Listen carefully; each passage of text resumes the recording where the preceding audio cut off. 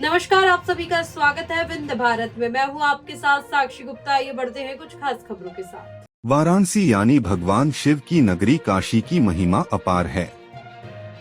कहते हैं यहाँ जितनी गलियां नहीं हैं, उससे अधिक मंदिर हैं और इन मंदिरों से भी अधिक यहाँ इन मंदिरों के किस्से कहानियां और गाथाएं हैं।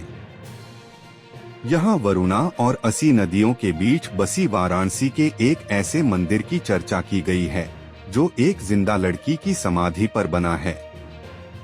आइए जानते हैं वाराणसी में यह मंदिर कहाँ है, किसने बनवाया, क्या नाम है और इसका इतिहास क्या है। वाराणसी के जिस मंदिर की बात यहाँ हो रही है उसमें जिंदा दफन लड़की कोई आम लड़की नहीं बल्कि एक राजकुमारी थी। इसके बारे में कहा जाता है कि मंदिर की नींव में एक राजकुमारी को उसकी सगी मां ने जिंदा दफन कर समाधि पर ही मंदिर को खड़ा कर दिया। वाराणसी में यह मंदिर देवनाथपुरा मोहल्ले में पांडे घाट पर स्थित है।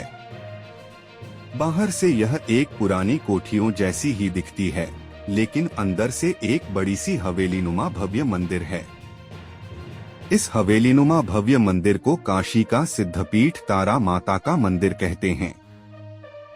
इस मंदिर में यूं तो कई देवता स्थापित हैं, लेकिन यह मुख्य रूप से काशी की सिद्धपीठ तारा माता का मंदिर है। मंदिर की मूर्ति, विग्रह, मंदिर की बनावट को देखकर एक पल के लिए भी यह आभास नहीं होता है कि इस मंदिर की नींव में एक राजकुमारी जिंदा दफन हुई थी।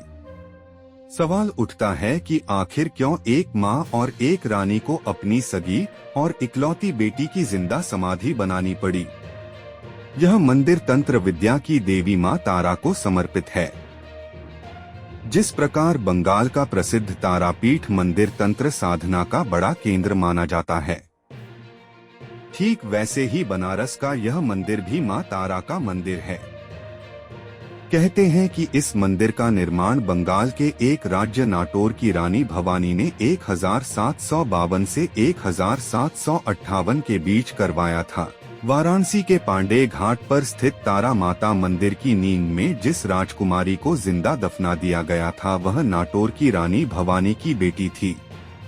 उसका नाम तारा सुंदरी थी, जो अपनी मां की इकलौती संतान थी। कहते हैं तारा सुंदरी बेइंतहा सुंदर थी।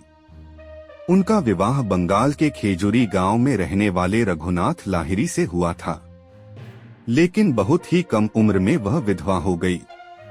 इसके बाद से वह नाटौर में अपनी मां के साथ रहती थी। रानी भवानी का विवाह नाटौर के राजा रमाकांत से हुई थी।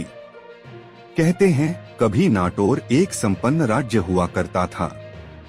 जब राज्य पर मराठाओं का हमला हुआ तो उसमें महाराज रमाकांत मारे गए। उसके रानी ने राज्य को संभाला। इधर बेटी तारा सुंदरी भी शादी के कुछ समय बाद ही विधवा हो गई और मायके आ गई। तब से दोनों नाटौर में रहने लगे। बता दें, नाटौर अब बांग्लादेश में स्थित है। उस समय यह अविभाजित बंगाल का हिस्सा था। नाटौर की राजकुमारी तारा सुंदरी की बेपनाह खूबसूरती की चर्चा सुनकर बंगाल के नवाब सिराजुद्दौला ने उससे शादी करने का ऐलान कर दिया। नवाब से बचने के लिए रानी भवानी बेटी तारा सुंदरी को लेकर गंगा के रास्ते बनारस, वाराणसी भाग आई, लेकिन मुसीबत ने उसका पीछा नहीं छोड़ा। सिराजुद्दौला बारात और अपनी सेना लेकर काशी की ओर चल पड़ा।